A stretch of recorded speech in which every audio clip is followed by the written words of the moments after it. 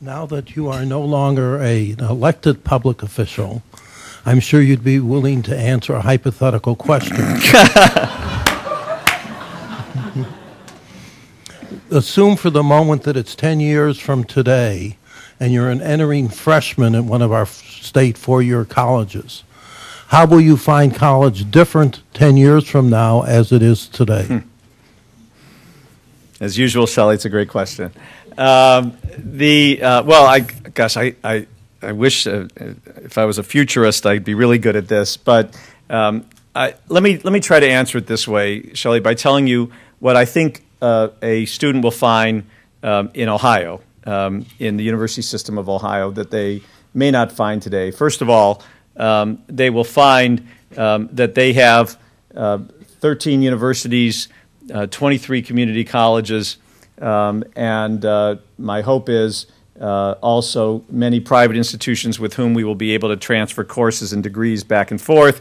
But of course that will depend on their individual choice of joining our system of transfer, all of which have comprehensive quality education, but all of which also interact with each other, so that students can not only take the courses on the campus they're on, but if they identify a course of interest, which will be readily available to them on their website.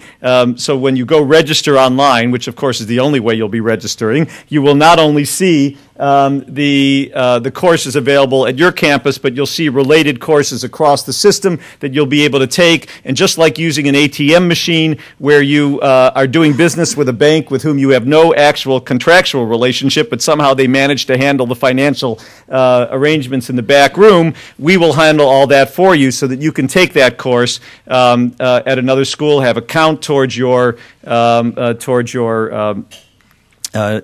credits and towards your degree. And by the way, when you sign up for that course, it's going to tell you, your registration system will tell you, just like Amazon.com tells you when you buy a book, what other courses students have taken who took that course. And by the way, just like the reviewers, it'll also tell you what they thought about the various professors and what the books cost. And what the work was assigned. And not incidentally, it's also going to tell you where those students who took those courses, what degrees they went on to get, and where they went to work, and how much they're making at the companies that they're working for. So your experience is going to be of being not only at a high-quality institution that is your home institution, but you're going to have the value also of being a student in the state of Ohio. That is going to be added value on top of what you have. By the way, I have to say one other thing. We famously are seeking to enroll 230,000 more students just in the public system. Now, I want you to think about this for a moment. I mentioned this number last year, so I left it out of my speech this year because I was very conscious. I didn't want to tell you what I told you last year. But when I've mentioned that the governor has charged us with adding 230,000 students to the system over 10 years, people say, well, that's easy, Dick, right? 23,000 a year. Over 13 universities, 23 community colleges, you ought to be able to do that. Well, I want to be really clear here. That's not what the governor meant. Today we have 472,000 students in our 23 community colleges and 13 universities in neo-UCOM. 10 years from now, so at any one time, we have 470,000 students. In 10 years from now, at any one time, we will have over 700,000 students at any one time. When you add to that our private institutions, which enroll about 130,000 students today, and we don't know exactly what their growth potential is, but certainly there's some growth potential. In the private sector, you see we'll have over 800,000 students formally in higher education when you count students in the adult career and technical system, which is part of the university system of Ohio, and in the adult basic literacy we'll have over 1 million. Of those, easily 3/4 will be 25 years in age and older.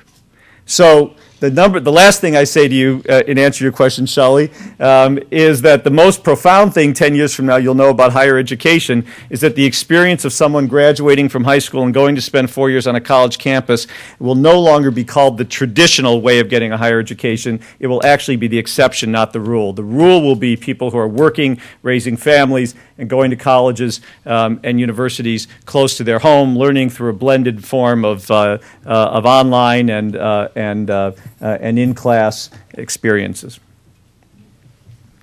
Chancellor Fingerhut. I'm not in charge, Dick. I can't call on you. I would if I could. I really would. There's a growing demand for IT personnel from various businesses and then also in the nonprofit and the private sector. Can you comment on where the state is on far as in the information technology, as far as recruitment and training people within that area? This is a very important question, and I just want to answer it from two angles. And by the way, I just want to note that Lee asked you to make short questions. She didn't ask me to make short answers. But I'll try.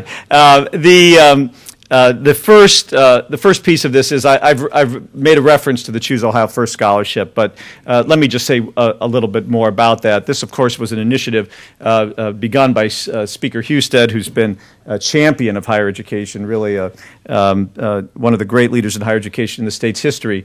And the Choose Ohio First Scholarship the goal is to allow us to recruit more students into the science, technology, engineering, mathematics, medicine, obviously including information technology fields, to have them recruited and graduated. Here's what's really interesting about the Choose Ohio First Scholarship. Because normally the temptation when you create a new scholarship program like this is just to have an automatic formula, right? Anybody who signs up for X course gets the scholarship. But we did something different. We said, you know what, in the theory of centers of excellence and differentiating our missions, not every school is going to have the best programs in each field of sciences. In fact, that's impossible. We want each school to develop which programs within the sciences and technology they are particularly effective at teaching and particularly skilled at. So we made it a competition. Schools competed for the ability to offer, for the right to offer Choose Ohio First scholarships in specific fields. And so the University of Akron, and I mentioned Ursuline and Baldwin-Wallace and Cleveland State and Case, each are going to be recruiting Choose Ohio First scholars, but in different focused areas that relate to their particular skill sets. So we're going to be really out improving that. And of course, at the community college level, the link between the technology courses at the associate degree level and what industry needs is fundamental. And so because of the time constraints, I didn't mention to you another initiative that's in the strategic plan called the Ohio Skills Bank. Ohio Skills Bank is Governor Strickland's initiative that we're implementing that will develop a comprehensive understanding of the supply and demand for specific industry needs in each of the 12 economic development regions of this state. We will know to the best of our ability through Federal Reserve Bank data, through Department of Labor data, through state tax data, what the growth industries are, what the needs precisely of the industry of which you're speaking are, and then we'll be able to compare it to Dr. Thornton, how many students are we turning out in those fields, President Schwartz, President Proenza, et cetera. So we will have a constant check on the supply and demand. Anybody who's here from the Federal Reserve will appreciate this. We're going to roll up the 12 regions into a beige book, which we will give to the governor and lieutenant governor to show how statewide, but region by region, we are in fact meeting the workforce needs of the state through higher education.